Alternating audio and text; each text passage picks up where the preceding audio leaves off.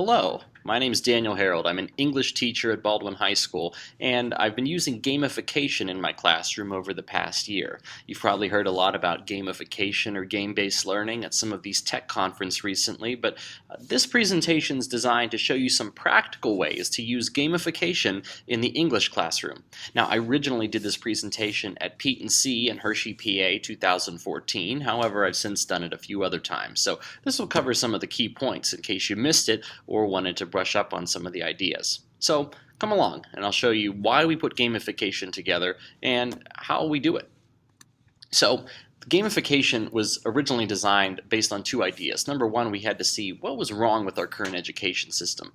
And when you look at it, our current education system works under a culture of fear. Well, what does this mean? When students come into our classrooms, what we tell them all is that they have 100%. But over the course of the 9 weeks, we're going to remember every mistake they make, and we're going to write it down, and we're never going to forget it until they eventually sift down to where they actually belong. That's sort of a culture of fear. The student lives in fear at all times of making a mistake. Well, mistakes aren't great.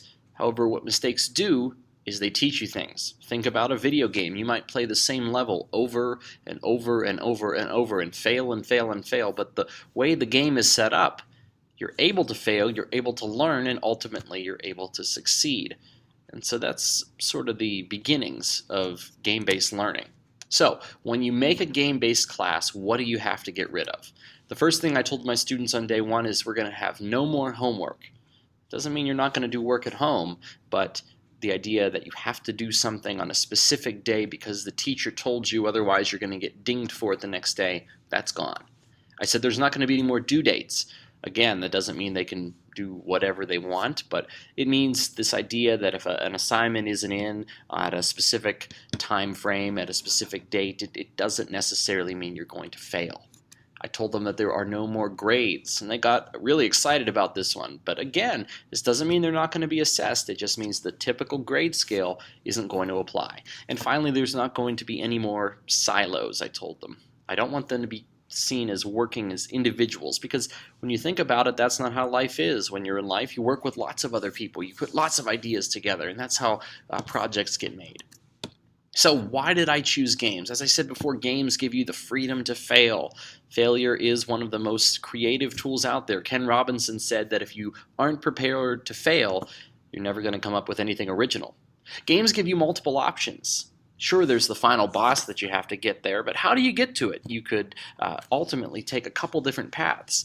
Think about Angry Birds, for example. You can choose to beat the game with multiple birds and get just 1 star, or you can choose to get that perfect shot with just a single bird and get all 3 stars. There's multiple ways to get through it. Some students will choose a more complex route with more small assignments, and some will choose for that one major assignment. Games use technology. Video games have been shown to be extremely addictive. Video games are currently found in over 90% of American households, and they're used by both genders. In fact, 60% of game players are women, so this is not just a guy's thing. Games are internally motivating. Games have factors that allow people to keep coming back over and over again. And finally, games are fun, and shouldn't school be the same way? So we took a lot of these game-based ideas and we put together a game-based curriculum. So when you have a game-based curriculum, what I told the students is there's no such thing as late work. Why? Because you're going to be working at your own pace. And I'll show you what that looks like in just a minute. So in my class, here's the list of books that we cover. We start with Beowulf. We move all the way up through Importance of Being Earnest. We cover the traditional English canon. And you might be asking yourself, how do you put this into game form? How do you flip this classroom? I see how it works with science and math. They do the practice problems at home and then they come in and they get help. How does it work in the English classroom? Well, let's take a look. To put together a game-based lesson or a game-based unit in the English class, I followed the QUEST model. Now, I can't take credit for it. I actually did hear about this at Pete & C 2013. But what QUEST stands for is questions, understanding, explore, synthesis, test, and take a break. Let me show you what each of those look like. When you're designing a unit, you want to have some key overarching questions. You probably do this already. Your essential questions, your need to know. These are probably already there. But you have to ask yourself, what do you really want the students to learn as a result of this unit? Odds are it's not the content. You don't want them to know the plot of Beowulf. It's great if they find it out at some point, but it's not really the purpose, is it?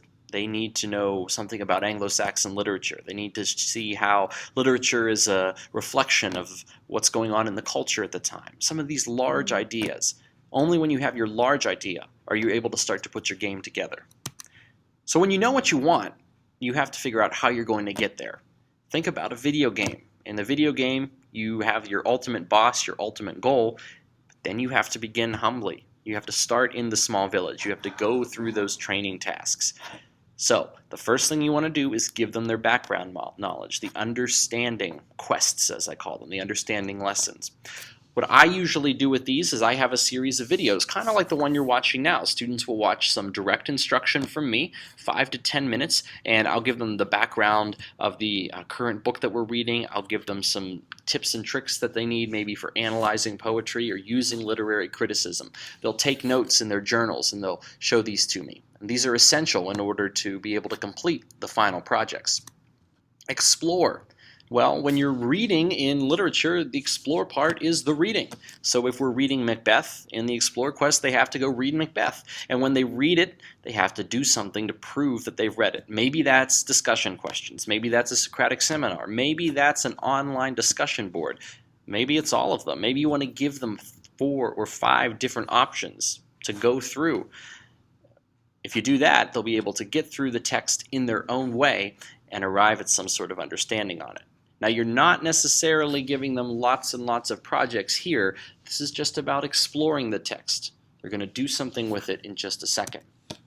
Now, synthesis. For me, this is my favorite part. This is where project-based learning comes in. This is where technology comes in. This is where collaboration comes in.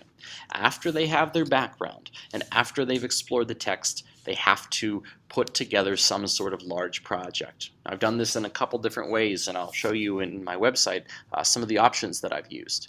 A synthesis project involves multiple people, 3 to 5, though it doesn't have to be limited to those numbers.